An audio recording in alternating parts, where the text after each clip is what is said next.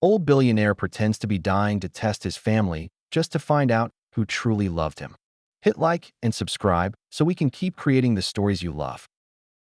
The crystal chandelier trembled as Walter Bramford's fist slammed against the mahogany conference table. "I'm dying." 2 words. 23 people in the room. Complete silence. His voice cracked like aged leather as he gripped the edge of the table, his knuckles white against the dark wood. "The doctors, they say I have weeks. Maybe a month."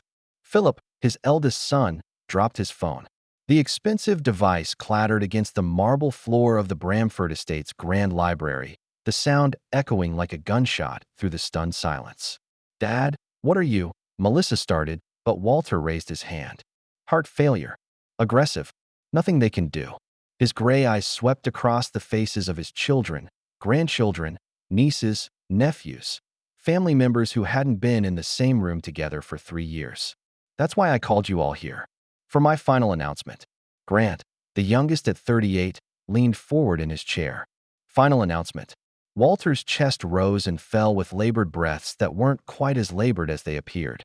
What his family didn't know, what no one in that room knew, was that Walter Bramford's heart was beating perfectly, strong as a bull's. The medical reports in his jacket pocket were forged. The whole thing was a lie, but it was a lie with a purpose. At 82 years old, after building a business empire worth $4 billion, Walter had one burning question that kept him awake at night. Who loved Walter Bramford the man, and who loved Walter Bramford the bank account? "I need to know," he said, his voice trembling with manufactured weakness, "that when I'm gone, this family will take care of each other. That what I built meant something more than money." The tears started immediately. Melissa was first, dabbing at her eyes with a tissue she'd pulled from her designer purse. Then came the embraces, the sudden declarations of love, the promises to spend time together. But Walter was watching, always watching, and what he saw in those first moments would haunt him for the next 3 weeks.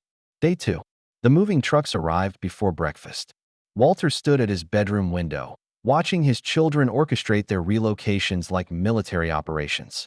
Philip's black Mercedes was already parked in the circular driveway, and 2 men were unloading suitcases that looked expensive enough to feed a small town. Temporary, of course, Philip had explained the night before. Just until you're comfortable. Comfortable. As if death was a comfort issue. Melissa had taken the East Wing guest suite, claiming it was closer to Dad's room in case he needs anything. Grant moved into the pool house, which he declared was perfect for keeping an eye on the grounds. Within 48 hours, the Bramford estate had gone from a quiet refuge to a bustling hotel, and Walter felt more alone than ever. He made his way downstairs slowly, playing the part of a dying man. Each step calculated, each breath measured. The performance was exhausting, but necessary. In the kitchen, he found Philip hunched over his laptop, fingers flying across the keyboard. "Morning, Dad." Philip didn't look up. "How are you feeling?" "Tired." "MMM." Philip's eyes remained glued to the screen. "Listen, I've been thinking about the Connecticut property, the one with the waterfront. Have you given any thought to what happens to it?" Walter's stomach twisted. They'd been living under the same roof for 36 hours, and Philip was already talking business. "Philip, because property values in that area have skyrocketed. If we're going to do anything with it, timing is crucial." Philip finally looked up, but his eyes held the same cold calculation Walter had seen in boardrooms for decades. "I'm just thinking about the family, making sure we're smart about this." "Smart about this?" "About Walter's death." Before Walter could respond, Melissa swept into the kitchen wearing a black dress that probably cost more than most people made in a month. "Oh, Philip, you're not talking business with Dad, are you?" She kissed Walter's cheek, but it felt hollow. Performative. "Dad needs to rest. Save his energy for the important things." "Like what?" Philip asked. Melissa's smile was sharp. "Like making sure his affairs are in order." "I was actually hoping we could talk today, Dad." "About the art collection." Walter's blood ran cold. The art collection was worth $30 million. Pieces he and his late wife Margaret had collected over 40 years of marriage. Each painting, each sculpture held memories that were priceless. "What about it?" "Well, I've been thinking about preservation. Making sure the pieces go to people who will truly appreciate them. I've always loved the Monet in your study. It reminds me of Mom. It should remind her of Margaret." Melissa had been 12 when they'd bought it in Paris, on a family trip where she'd complained the entire time about being bored in museums. For memories, you know? Melissa continued. Something to hold on to when you're gone. She couldn't even say the word. Walter felt sick, but not from any heart condition. I need some air, he said. He walked out to the porch, his perfectly healthy heart, pounding with rage and disappointment. Behind him, he could hear Philip and Melissa already arguing in hushed tones about expectations and fair shares. This was his family. This was what his life's work had created. But then he saw something that stopped him cold. A young woman was sitting on the porch swing, reading a book. She looked up when she heard the door close, and her face broke into a genuine smile. Grandpa Walter, I didn't know you were awake. Kate, his youngest son Grant's daughter, 27 years old, working on her master's degree in social work. Walter realized with shame that he barely knew her. Kate, when did you arrive? Last night. Late. She closed her book and patted the swing beside her. Would you like to sit? You look tired. Walter studied her face. No calculation in her eyes. No hidden agenda in her voice. Just concern. He sat beside her, and for the first time in 2 days, he felt like he could breathe. How are you feeling? She asked. The question was simple. The tone was not. Where Philip and Melissa had asked with barely concealed impatience, Kate asked like she actually wanted to know the answer. Scared, Walter said, and was surprised to find that this, at least, was the truth. Kate nodded. That's normal. Anyone would be scared. They sat in comfortable silence for a few minutes. The morning sun was warming the porch, and Walter found himself relaxing for the first time since this whole charade began. Can I ask you something? Kate said. Of course. Are you in pain? Physical pain, I mean. Dad said it was your heart, but I don't really understand what that means day to day. Walter's chest tightened, but not from any medical condition. When was the last time someone had asked about his comfort? His daily experience? Some days are better than others, he said carefully. Kate frowned. Is there anything that helps? Medicine or, I don't know, maybe reading? Sometimes when I'm stressed, losing myself in a good book helps. Walter looked at the book in her hands. What are you reading? Oh, it's probably boring to you. It's about community organizing in rural areas. For school. Tell me about it. Kate's face lit up, and for the next hour, Walter found himself genuinely engaged in conversation for the first time in months. She talked about her studies, her hopes of working with underserved communities, her passion for helping people who'd been forgotten by the system. Not once did she mention money. Not once did she ask about the will. When Grant appeared on the porch, looking for his daughter, he seemed surprised to find them deep in conversation. Kate, you don't need to bother Grandpa. He needs his rest. She's not bothering me, Walter said quickly. We were having a lovely talk. Grant's smile was tight. Well, maybe we should let him rest now. Kate, didn't you say you needed to make some calls? About school. Kate's face fell slightly. Yes, I suppose I should. She stood, but before she left, she squeezed Walter's shoulder gently. I'm really glad I came, she said. I wish we'd talked like this before. After she was gone, Grant sat down in her place. But the warmth left with Kate. She's a good kid, Grant said. Always been the responsible one in our family. She seems lovely. She is. Too good for her own good, if you ask me. Grant's voice carried an edge Walter didn't like. Always trying to save the world instead of focusing on practical things. Practical things? Grant's laugh was brittle. Come on, Dad. She's 27, still in school, no real job prospects. Someone needs to look out for her future. Make sure she's taken care of when the family structure changes. And there it was. Even Grant, talking about Kate's best interests, was really talking about money. I'm sure she'll be fine, Walter said. Will she, though? I mean, I've been thinking about the family trust. How it's structured. Kate's a beneficiary, of course, but the amounts are modest, considering what's at stake. Grant leaned forward, and Walter saw the same calculating look he'd seen in Philip's eyes. I think we need to have a conversation about equity, Dad.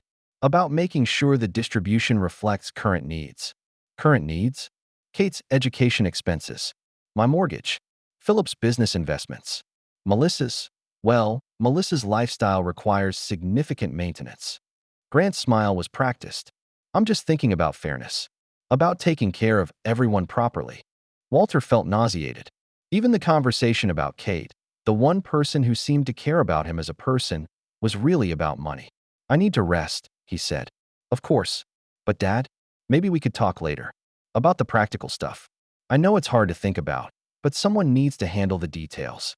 The details. His death was a detail to be handled. Walter went inside, leaving Grant on the porch. In the hallway, he could hear Melissa on the phone in the living room. Well, obviously I can't leave right now. Dad's situation has changed everything. No, I understand the foundation needs me, but family comes first. Through the crack in the door, Walter could see her pacing. Her voice was hushed but urgent. Look, this is temporary, but it could be very beneficial long-term. The connections alone. No, not just money. Influence. The Bramford name carries weight, and if I'm positioned correctly. Walter's heart sank. Even Melissa's charity work, her role on the foundation board, was about positioning herself for after his death. He climbed the stairs slowly, playing up his weakness, but inside he was screaming. This was his family. These were his children, and not one of them seemed to give a damn about Walter Bramford the man. Day 5. The fight started over breakfast. Walter sat at the head of the dining room table, picking at his eggs Benedict, while World War III erupted around him. The topic of the day was his vintage car collection. The Bentley has sentimental value, Philip was saying, his voice tight with barely controlled anger. Dad taught me to drive in that car. You were 16 and you scratched the bumper, Melissa shot back. I'm the one who actually appreciates classic cars. I know how to preserve them properly. Preserve them? You want to sell them. I want to make sure they go to collectors who will maintain them, not someone who's going to drive them to client meetings. Grant laughed bitterly from across the table. This is rich. You two fighting over cars when neither of you has talked to Dad about what he wants. Both Philip and Melissa turned to look at Walter, their faces flushed with anger and embarrassment. Dad, Melissa said, her voice suddenly sweet. We're just trying to make sure your wishes are respected. By fighting over my cars while I'm sitting right here? Uncomfortable silence filled the room. Walter looked around the table at his children's faces. Philip looked sullen. Melissa looked caught. Grant looked smug. Maybe, Walter said slowly, we could talk about something else. Of course, Philip said quickly. Sorry, Dad. We're all just stressed. Stressed. About his impending death or about who got what. The door to the dining room opened, and Kate walked in carrying a breakfast tray. Oh, I'm sorry. I didn't realize everyone was eating together. She started to back out of the room. Kate, Walter called. Please, join us. She hesitated, looking around at the tense faces. I don't want to intrude. I was just going to eat in the kitchen. Nonsense, Walter said. There's plenty of room. Kate sat down next to Walter, and immediately the atmosphere in the room shifted. The angry energy dissipated, replaced by something Walter couldn't quite name. How did you sleep, Grandpa? Kate asked. Better than expected. The book you brought me was excellent. Kate smiled. I'm so glad. I thought you might like it. The author has such an interesting perspective on family dynamics in different cultures. Philip cleared his throat. What book? Oh, it's about anthropological studies of family structures, Kate said. Grandpa was telling me yesterday about how different his childhood was from ours, and I thought he might find the cultural comparisons interesting.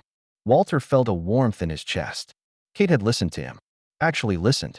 And then she'd thought about their conversation enough to bring him something she thought he'd enjoy. That's nice, Melissa said, but her voice was strained. Kate, honey, aren't you supposed to be in school right now? It's the middle of the semester, isn't it?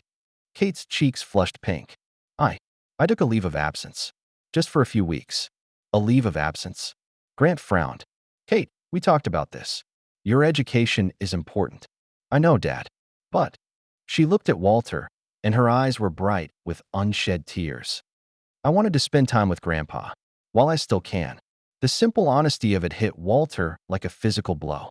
While Philip talked about property values and Melissa calculated art prices and Grant angled for trust modifications, Kate had put her entire life on hold just to sit with him. Sweetheart, Grant said, his voice taking on a patronizing tone. That's very sweet, but you can't just drop out of school every time there's a family situation. I didn't drop out. I took a leave. Same thing, Philip said dismissively. What are you going to tell your professors? Your future employers? Kate's jaw tightened. I'll tell them that my grandfather was dying, and I wanted to be with him. But Kate, Melissa said, her voice dripping with false concern. You've worked so hard to get where you are. You can't just throw that away for a few weeks of visiting. Walter's hands clenched into fists under the table. His own children were basically telling Kate she was stupid for wanting to spend time with him. It's not throwing anything away, Kate said quietly. Some things are more important than schedules. Easy to say when you're 27 and someone else is paying for your education, Philip muttered. Kate's face went white. What's that supposed to mean? Nothing, Grant said quickly, shooting his brother a warning look. Philip didn't mean anything, but the damage was done. Kate pushed back from the table, her breakfast barely touched. Excuse me, she said, her voice thick. She left the room quickly, and Walter could hear her footsteps racing up the stairs. Nice job, Philip, Grant said. What? I just said. You implied she's some kind of freeloader, Melissa hissed. She's your niece. She's a 27-year-old grad student with no job and no prospects. Someone needs to be realistic about her situation. Walter stood up so fast his chair scraped against the floor. Enough. His voice was quiet, but it carried the authority of a man who'd run board meetings for 40 years. All three of his children fell silent. That young woman upstairs just sacrificed her education to spend time with her dying grandfather. And instead of appreciating that, you're sitting here discussing her like she's a line item in a budget. Dad, we didn't mean, Melissa started. I know exactly what you meant. Walter's eyes moved from face to face. The same thing you've all meant since you got here. Everything comes down to money, property, trust funds, inheritance. Philip's face flushed. That's not fair, isn't it? Philip, you've mentioned the Connecticut house 6 times in 5 days. Melissa, you've cataloged half my art collection. Grant, you've brought up trust restructuring every single conversation we've had. The 3 siblings looked at each other uncomfortably. But Dad, Grant said, someone has to think about these things. You want us to pretend you're not dying. I want you to act like you care that I'm dying. Silence fell over the room like a blanket. Walter looked at his children, really looked at them, and felt his heart break. I'm going to check on Kate, he said. He left them sitting there, swimming in their own guilt and discomfort. Walter climbed the stairs slowly, his mind racing. Kate's room was in the north wing, a modest guest room that she'd chosen herself despite having the option of larger accommodations. He knocked softly on her door. Kate, it's Grandpa. Come in. She was sitting on the window seat, looking out at the gardens. Her eyes were red, but she wasn't crying anymore. I'm sorry about that, Walter said. Kate shook her head. You don't need to apologize. Uncle Philip was just being honest. Uncle Philip was being cruel. Kate turned to look at him, and Walter was struck by how much she looked like her grandmother. The same gentle eyes, the same stubborn chin. Can I ask you something, Grandpa? Anything. Do you think I'm naive? For dropping out of school to be here? Walter sat down across from her, his heart aching. I think you're the only one in this house who understands what really matters. But maybe they're right. Maybe I should be more practical. Think about my future. What do you think about when you think about your future? Kate was quiet for a long moment. I think about helping people. About working in communities where resources are scarce, where people feel forgotten. I think about making a difference in individual lives, even if it's small. And do you think that work is valuable? Of course. Then why does it matter what anyone else thinks? Kate smiled, but it was sad. Because sometimes I wonder if I'm just naive. If I should want more material things. Uncle Philip has his business. Aunt Melissa has her foundation role. They seem so sure of themselves. Walter leaned forward. Can I tell you a secret? Kate nodded. I built a $4 billion company. I have houses in 6 countries. I own art that museums would kill for. And I would trade all of it. Every penny, every painting, every property, for one more day with your grandmother. Kate's eyes filled with tears. The most valuable thing in this world isn't money, Kate. It's time. And the fact that you're willing to give me yours, that means more to me than you'll ever know. She reached out and took his hand, squeezing it gently. I love you, Grandpa. The words hit Walter like a lightning bolt. Simple words. 3 syllables. But they were the first words anyone had said to him in 5 days that didn't have a hidden agenda. I love you too, sweetheart. They sat together in comfortable silence, watching the gardens through the window. Walter's mind was spinning. This was what love looked like. Not Philip's property calculations, or Melissa's inheritance planning, or Grant's trust restructuring. This, a granddaughter who gave up her semester to hold his hand. But it also made his deception more complicated. Kate was here because she thought he was dying. Her grief was real. Her sacrifice was real. And he was lying to her. The guilt was becoming unbearable. But he couldn't stop now. Not when he was finally getting the answers he needed. Day 8. Walter's condition was getting worse. He'd spent the morning in bed, claiming fatigue and chest pains. Dr. Hendricks, the family physician who'd been bought and paid for to support Walter's charade, had made his daily visit and announced gravely that Mr. Bramford's time is limited. The reactions were predictable. Philip immediately called his lawyer to review estate planning documents. Melissa booked a flight to cancel her upcoming European vacation. Grant started researching funeral homes. But Kate brought him soup. Walter was propped up in bed, staring at the ceiling and feeling like the worst human being on the planet when she knocked on his door. "Grandpa, are you up for some company?" "Always for you." She came in carrying a tray with homemade chicken soup, toast cut into triangles, and a small vase with a single rose from the garden. "I thought you might be hungry," she said, settling the tray on his nightstand. "Dr. Hendricks said you should try to keep your strength up." Walter's throat tightened. Dr. Hendricks had said no such thing, because Dr. Hendricks knew perfectly well there was nothing wrong with Walter's strength. "That smells wonderful." Kate helped him sit up, fluffing his pillows and making sure he was comfortable. Her care was gentle, natural, like she'd been taking care of sick people her whole life. "Kate," Walter said as she handed him the soup spoon, "tell me about your studies. What you want to do when you graduate." Her face lit up. "Well, I'm focusing on community development in rural areas. There are so many small towns that have been left behind by economic changes. People there are struggling with poverty, lack of healthcare, educational resources." As she talked, Walter found himself genuinely fascinated. Kate's passion was infectious. Her knowledge was deep. She wasn't just studying social work. She understood the systemic issues that created poverty and inequality. "That sounds challenging," Walter said. "It is, but that's what makes it worthwhile." Kate's eyes sparkled. "I did an internship last summer in a town in West Virginia, coal mining community that had basically been abandoned when the mines closed. People there had given up hope." "What did you do?" "Small stuff, mostly. Helped connect families with resources. Set up a community garden. Started a tutoring program for kids whose parents were working multiple jobs." Kate shrugged. "Nothing glamorous. But by the end of the summer, people were talking to each other again, planning things together."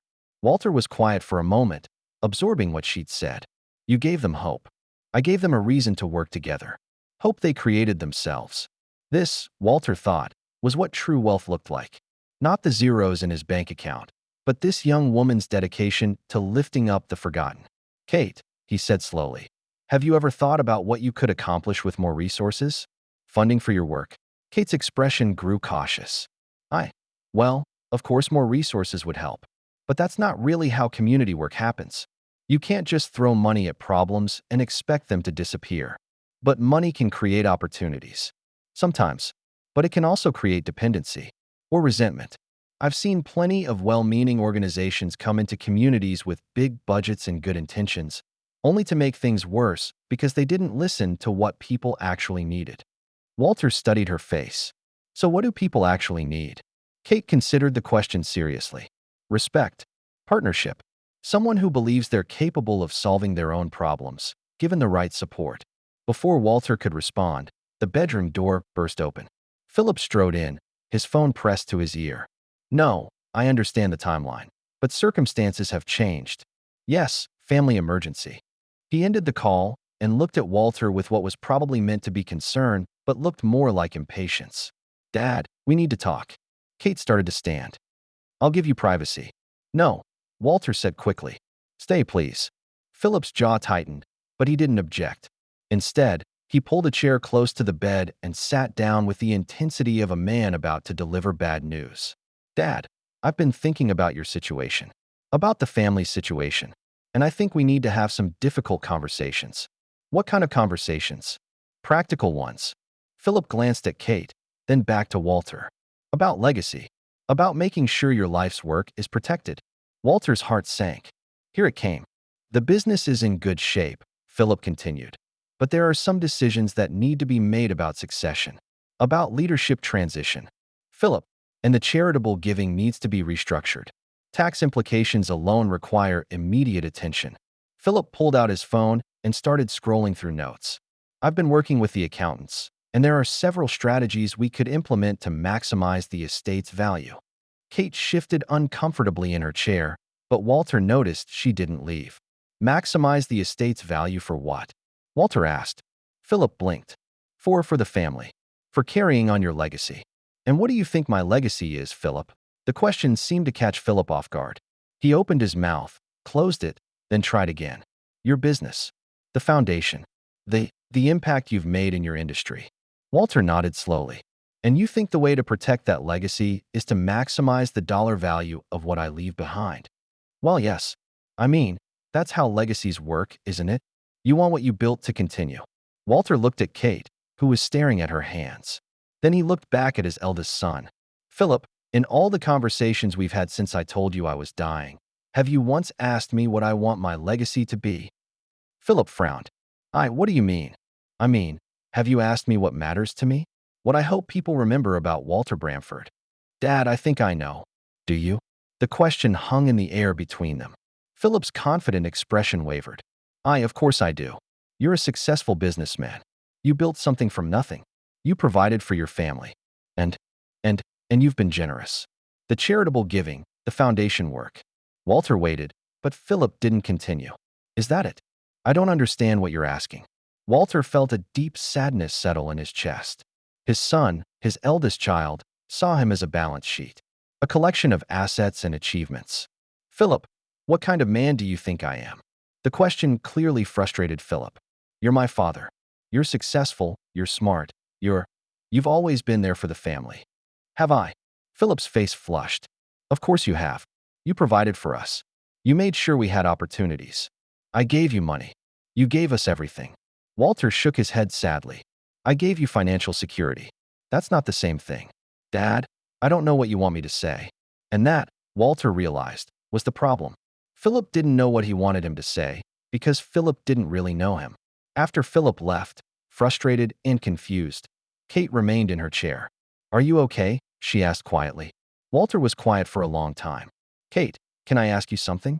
Of course. What kind of man do you think I am? Kate looked surprised by the question. She considered it for a moment before answering. I think you're someone who's spent his whole life taking care of other people, but maybe forgot to let other people take care of him. She paused. I think you're lonely. And I think you're scared that all the success and money you've earned has gotten in the way of real relationships. Walter stared at her in amazement. In 30 seconds, his granddaughter had seen him more clearly than his son had in 42 years. And I think, Kate continued softly, that you're a good man who's questioning whether he's been the right kind of father and grandfather. Tears stung Walter's eyes. What makes you think that? Because that's what good people do when they're facing mortality. They wonder if they've loved well enough. Walter reached out and took her hand. Have I, Kate? Have I loved well enough? Kate squeezed his hand. I think you're trying to figure that out.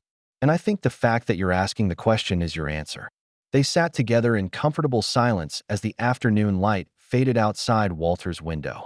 For the first time since this whole charade began, Walter felt something like peace. But he also felt the weight of his deception growing heavier. Kate loved him. Genuinely. Deeply, without agenda or calculation. And he was lying to her. The guilt was becoming unbearable. But he was so close to having his answers. So close to knowing the truth about his family. He just had to hold on a little longer. Day 12. The breaking point came over Sunday dinner. Walter had insisted on eating in the dining room despite his weakening condition. He wanted to see his family together one more time before the final act of his performance. The conversation started innocently enough. Melissa was describing her work with the Children's Hospital Foundation, Philip was talking about a new business acquisition, and Grant was discussing Kate's academic progress. But then Melissa made a mistake. Kate, honey, she said, cutting her roast beef with surgical precision, I've been thinking about your situation. Kate looked up from her plate. My situation? Your education. Your future. With everything that's happening. Melissa glanced meaningfully at Walter. I think it might be time to consider some practical adjustments. Walter felt a chill run down his spine. He didn't like where this was heading. What kind of adjustments? Kate asked carefully. Grant set down his fork. Melissa and I have been talking, and we think you should consider transferring to a school closer to home. Maybe switching to a more practical major. More practical than social work. Something with better job prospects, Philip chimed in. Business, maybe. Or law. Kate's face went pale. I don't want to study business or law. But Kate, Melissa said, her voice taking on that patronizing tone Walter hated. You need to think about your financial security. Especially now, with family circumstances changing. What family circumstances? Melissa exchanged glances with her brothers. Well, after Grandpa, when the estate is settled, the family structure will be different. Walter's blood ran cold. They were talking about his death. In front of him. Like he wasn't there. Different how? Kate asked. Grant leaned forward. Kate, sweetheart, you're a wonderful person with a big heart. But big hearts don't pay student loans. I have scholarships. Partial scholarships, Philip corrected. And those don't cover living expenses. Kate's jaw tightened. I work. I have a research assistantship. Which pays what? $12,000 a year. Melissa laughed, but it wasn't a kind sound. Honey, that's not sustainable. Walter watched this conversation unfold with growing horror. His children were systematically attacking Kate's dreams, her choices, her sense of purpose. What are you suggesting? Kate asked, her voice dangerously quiet. We're suggesting you be realistic, Philip said. Get a degree that will actually lead to a career. Something stable. Social work is stable. Social work is noble, Melissa corrected. But it's not lucrative. And you need to think about your future. My future is helping people. Grant sighed heavily. Kate, this is exactly what we're talking about. You're so focused on saving the world that you're not taking care of yourself. Maybe saving the world and taking care of myself aren't mutually exclusive. In theory, sure. But in reality? Philip shrugged. You'll burn out by 30, struggling to pay rent and wondering why you didn't listen to your family. Walter had heard enough. His hands were shaking with rage, but he forced himself to stay calm. And what about what Kate wants? He asked quietly. All four of them turned to look at him. He'd been so quiet during dinner that they'd apparently forgotten he was there. Dad, we're just trying to help her be practical, Melissa said. By destroying her dreams? By helping her understand reality, Philip said. Kate's a dreamer. That's admirable. But someone needs to help her see the bigger picture. And what picture is that? Grant leaned back in his chair. That good intentions don't pay bills. That helping people is wonderful. But Kate needs to help herself first. Walter looked around the table at his children and felt something inside him die. So your advice to Kate is to abandon her calling and chase money instead? We're not saying chase money, Melissa protested. We're saying be responsible. And responsibility means giving up on the work she's passionate about. Passion doesn't put food on the table, Philip said flatly. Walter was quiet for a long moment. When he spoke, his voice was soft, but it carried decades of accumulated disappointment. Is that what you think I taught you? That money is the only thing that matters. The silence that followed was deafening. Philip shifted uncomfortably. Dad, that's not what we're saying, isn't it? You're telling Kate to abandon her life's work because it doesn't pay enough. You're telling her that helping people is less important than financial security. We're telling her to be smart, Grant said defensively. Smart. Walter repeated the word like it tasted bitter. And what, exactly, is smart about spending your life doing work you hate for money you don't need? She will need it, Melissa insisted. When things change, Kate will need financial stability. And there it was. The truth underneath all the concern for Kate's future. Walter looked at Kate, who had gone very quiet. Her face was flushed with embarrassment and hurt. Kate, he said gently, what do you think? Kate looked around the table at her family, then back at Walter. When she spoke, her voice was steady, but Walter could hear the pain underneath. I think my family has decided that my work isn't valuable. That helping people is a luxury I can't afford. That's not true, Grant protested. Isn't it? You just spent 20 minutes telling me that everything I care about is impractical. That I should study something I hate so I can make more money. We want you to be secure, Melissa said. No, Kate said, standing up from the table. You want me to be like you. The words hung in the air like a slap. And what's that supposed to mean? Philip demanded. Kate looked at him directly. It means you've all forgotten that there are things more important than bank balances. Easy to say when someone else is paying for your idealism. Philip shot back. Kate's face went white. You know what? You're right. I am lucky that I've had support for my education. I'm grateful for it every single day. But I'm not going to waste that privilege by using it to become someone I don't respect. Kate, Grant started. No, Dad. I'm done. Kate looked around the table one more time. I'm sorry my dreams aren't impressive enough for this family. I'm sorry I care more about helping people than accumulating wealth. But I'm not going to apologize for knowing who I am. She left the dining room with dignity intact, but Walter could see that she was barely holding back tears. After she was gone, the three siblings sat in uncomfortable silence. Well, Melissa said finally, that could have gone better. Walter stared at his daughter in disbelief. Could have gone better? She's emotional, Philip said dismissively.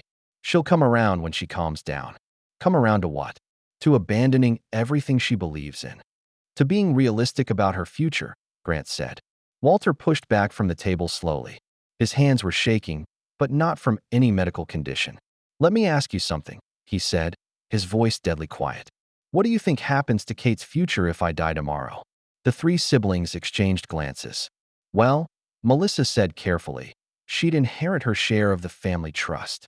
Which is modest, Grant said, but enough to provide some security.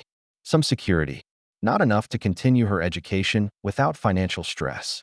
Philip frowned. Dad, where are you going with this? I'm trying to understand why you're so concerned about Kate's financial future when you know she'll be provided for. Another uncomfortable silence. Because the trust distributions are limited, Melissa said finally. Walter felt the pieces clicking into place. Limited how? Annual distributions based on conservative investment returns, Grant explained. Nothing that would support, say, extended graduate study in a low-paying field. I see. And who controls the trust distributions? The silence stretched longer this time. The trustees, Philip said finally. And who are the trustees? The family. We all are. Walter nodded slowly.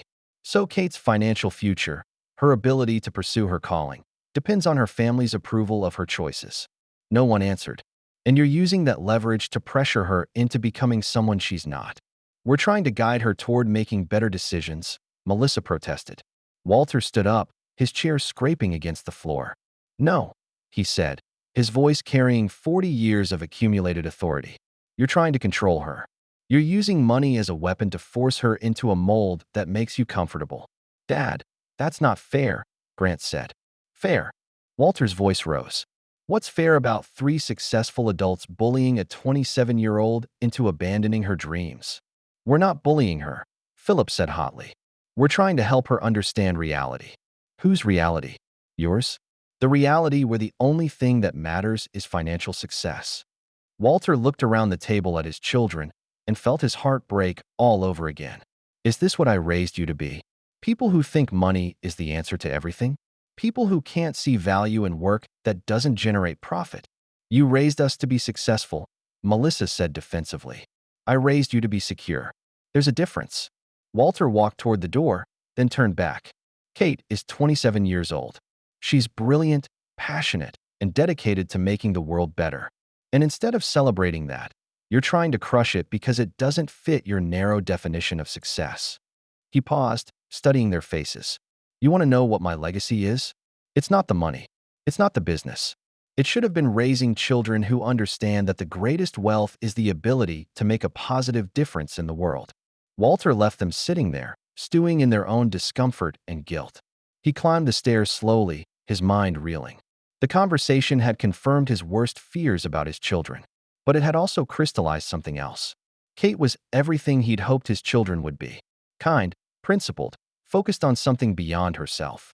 And his own children were trying to destroy that. Not on his watch. Walter found Kate in the library, curled up in one of the large leather chairs with a book in her lap. She wasn't reading. She was staring out the window at the darkening sky. Mind if an old man joins you? Kate looked up, her eyes red from crying. Of course, Grandpa. Walter settled into the chair across from her. For a few minutes, they sat in comfortable silence. I'm sorry about dinner, Kate said finally. You have nothing to apologize for. I shouldn't have argued with them. Not in front of you. Not when you're dying. She couldn't finish. Walter's chest tightened with guilt. Kate, can I tell you something? She nodded. In my entire life, I have never been more proud of anyone than I was of you tonight. Kate's eyes filled with tears.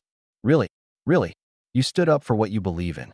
You refused to compromise your values for other people's comfort. That takes tremendous courage. It doesn't feel courageous. It feels lonely. Walter's heart ached. Being true to yourself often is lonely. But the alternative, becoming someone you don't respect just to fit in, that's not living. That's just existing. Kate wiped her eyes. Do you think I'm being impractical? Naive?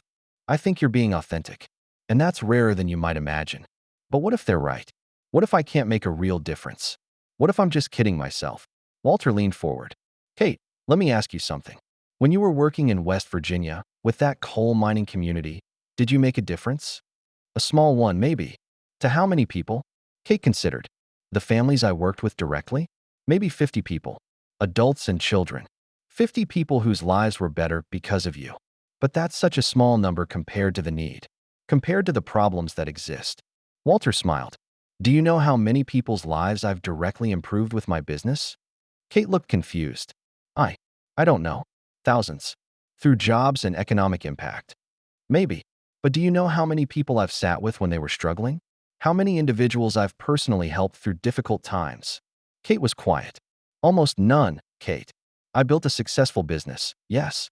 I created jobs and generated wealth. But I never sat with a family and helped them figure out how to put food on the table. I never taught a child to read. I never helped someone find hope when they'd lost it. Walter's voice grew soft. You've done more to change the world in your 27 years than I have in my 82. Because you've changed it one person at a time. Kate was crying again, but these were different tears. The world needs more people like you, Walter continued. People who care more about service than profit. People who understand that true wealth isn't what you accumulate, but what you give away. They talked until late into the evening. Walter asked Kate about her work, her dreams, her plans for the future. He listened to every word, storing away the details of this remarkable young woman he'd barely known until a week ago. When Kate finally went to bed, Walter remained in the library, staring at the fire and thinking. The test was almost over. He had his answers. His children saw him as a bank account.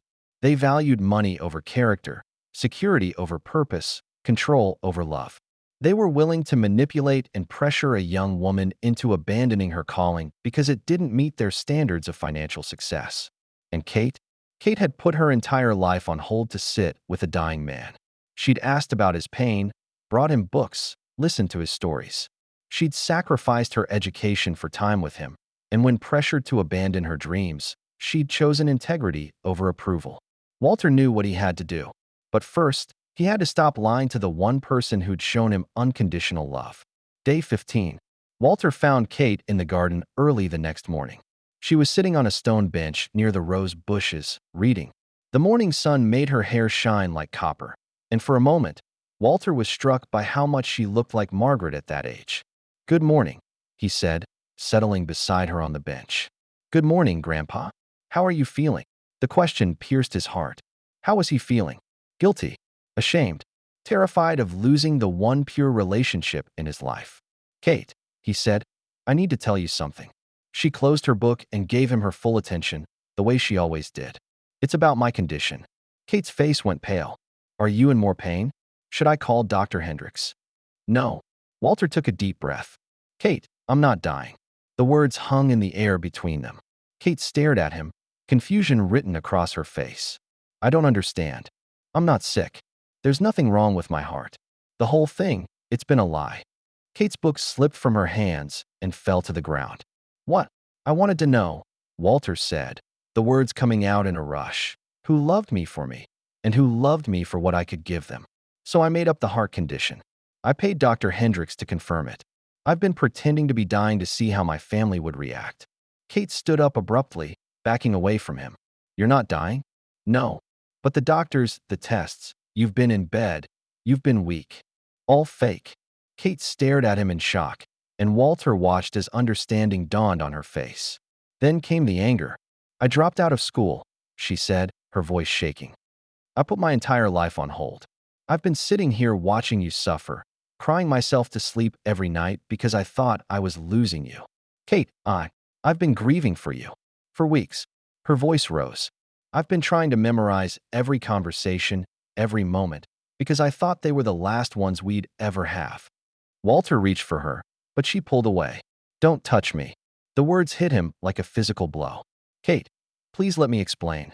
Explain what? That everything you've said to me has been a lie. Not everything. My feelings for you, my pride in who you are, that's all real. But you lied to me. You manipulated me. Kate's face was white with betrayal. You let me sacrifice my education for a lie. I didn't ask you to drop out of school. You didn't have to ask. I thought you were dying. Walter felt tears streaming down his face. I know it was wrong. But Kate, please understand. Understand what? That you decided to play God with your family's emotions? That you thought it was okay to traumatize the people who love you just to satisfy your curiosity? Walter had never seen Kate angry before.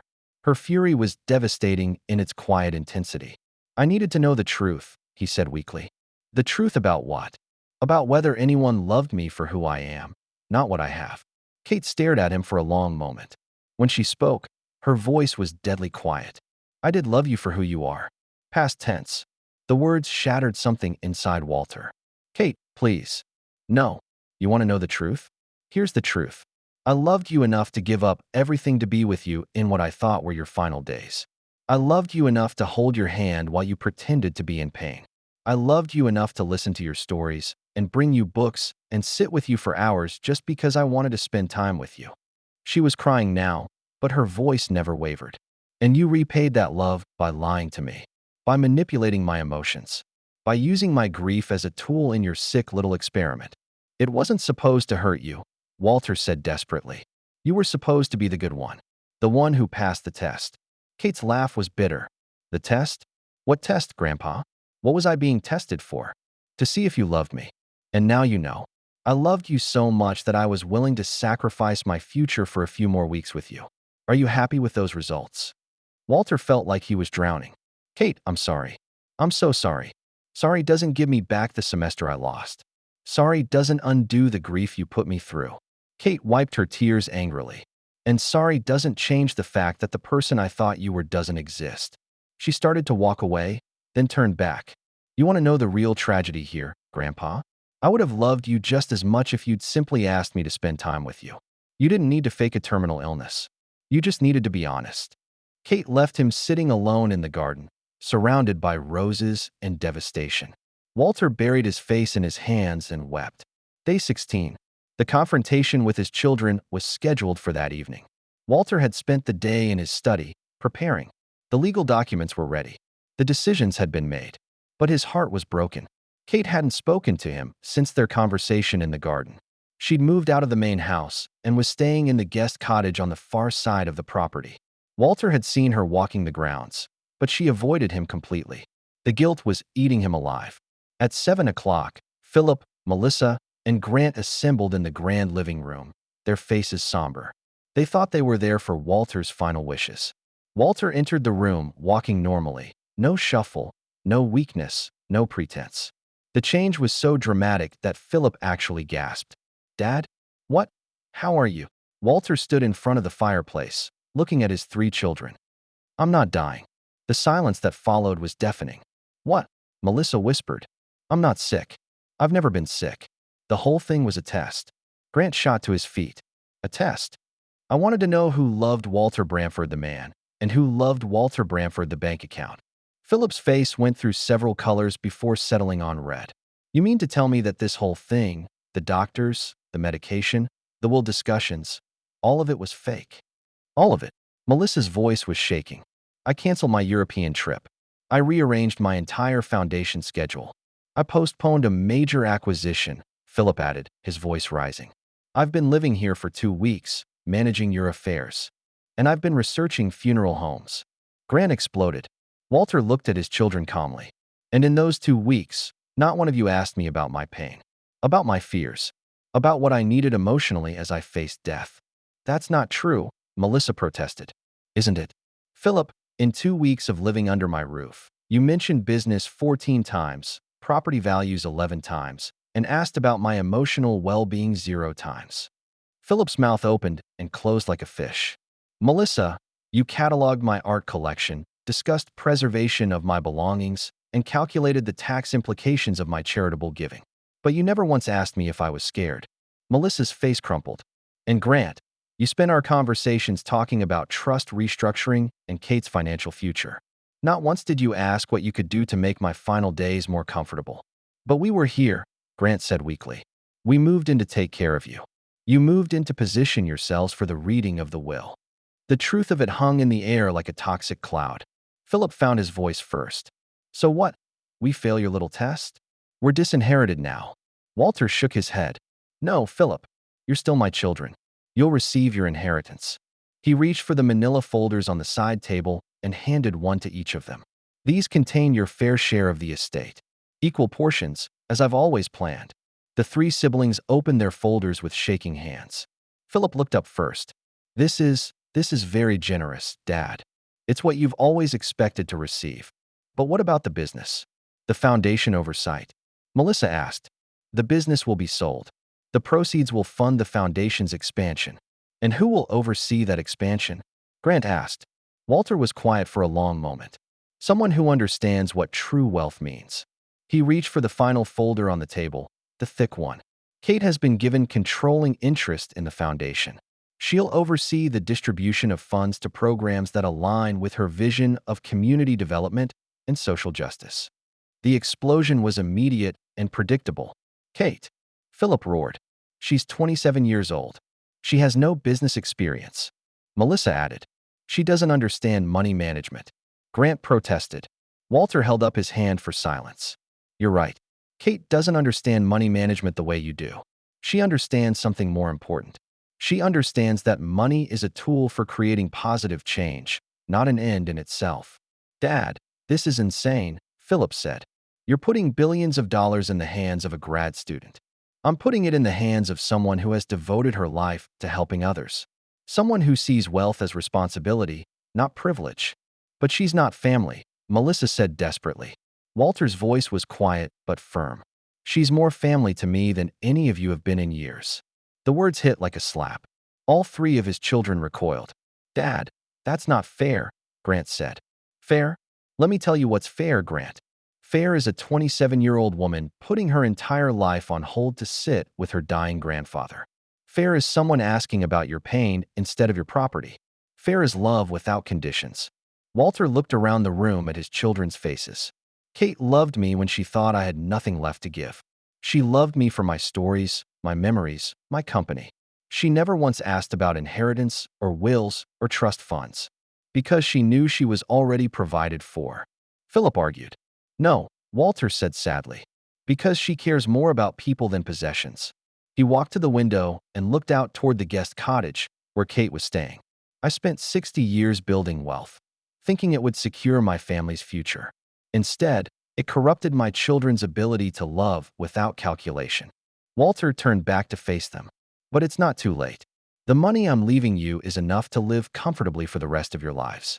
What you do with it, whether you use it to become better people or just richer people, that's up to you.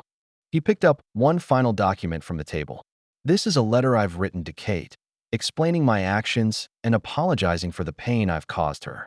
I don't know if she'll forgive me, but if she does, she'll use the foundation's resources to change the world. Melissa was crying now. Dad, I don't understand. We love you. Walter's expression softened slightly. I know you do, Melissa. But your love comes with conditions, with expectations, with calculations. He looked at each of them in turn. I hope someday you'll learn what Kate already knows. That the greatest wealth isn't what you accumulate, it's what you give away. And the greatest love isn't what you can get from someone. It's what you're willing to give without expecting anything in return. Walter walked toward the door, then paused.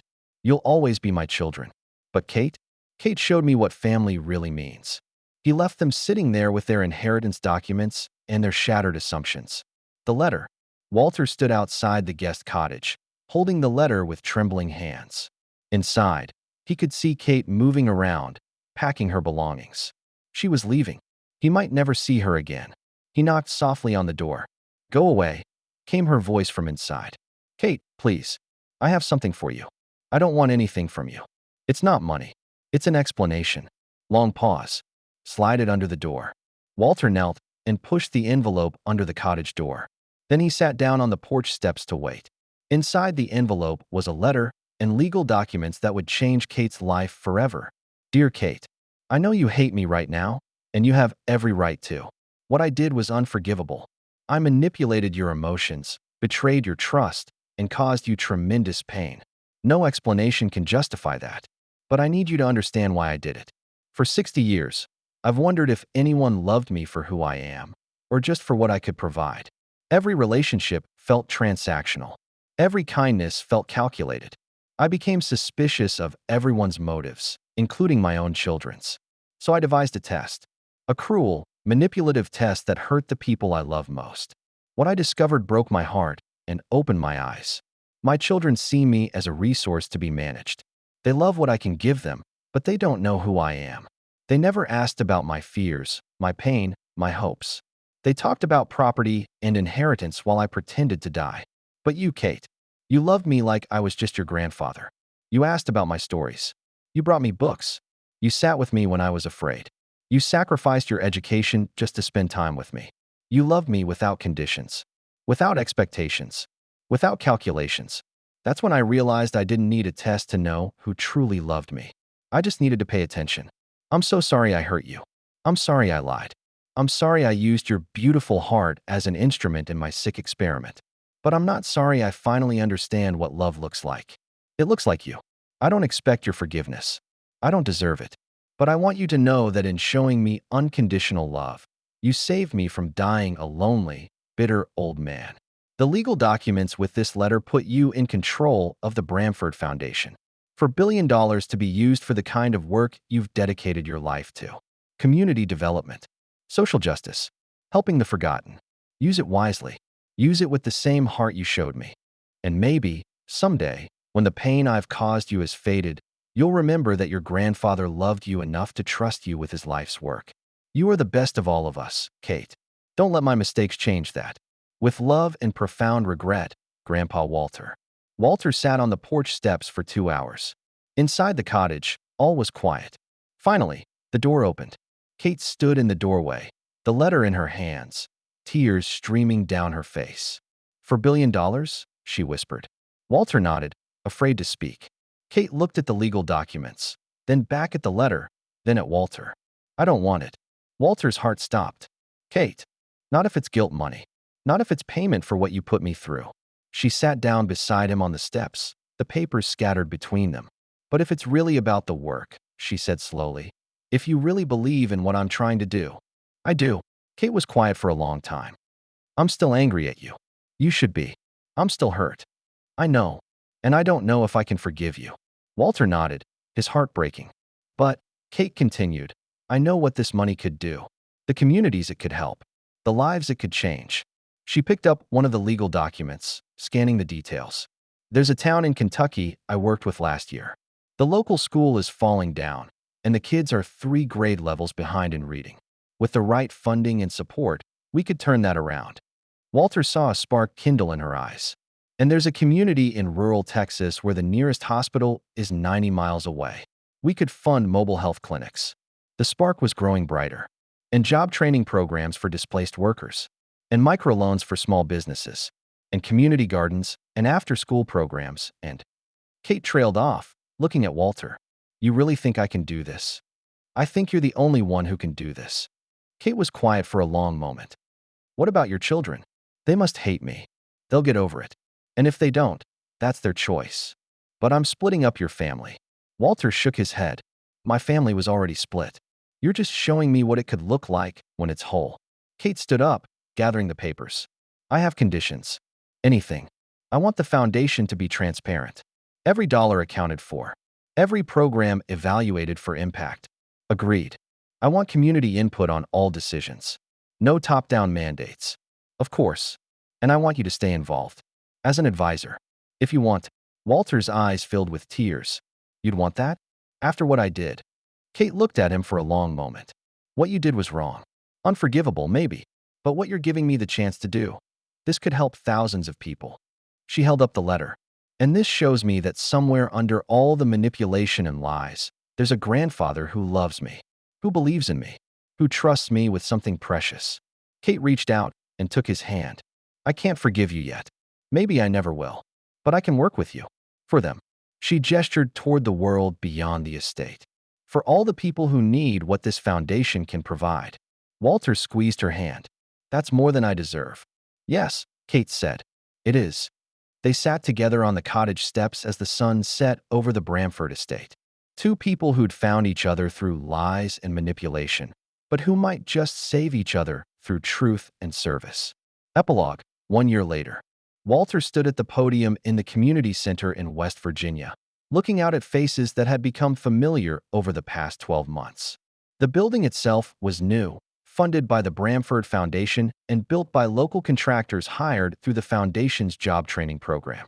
When my granddaughter Kate first told me about this community, he said, she described people who had lost hope, people who felt forgotten by the world.